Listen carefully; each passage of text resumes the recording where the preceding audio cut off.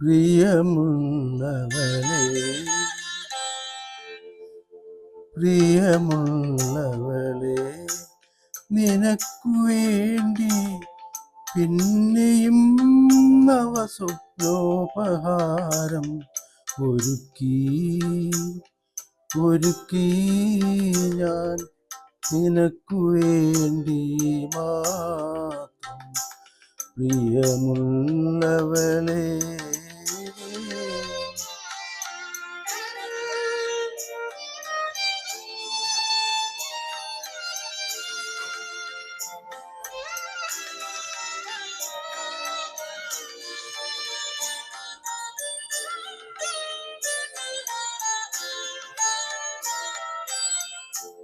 Sharada പുഷ്പവ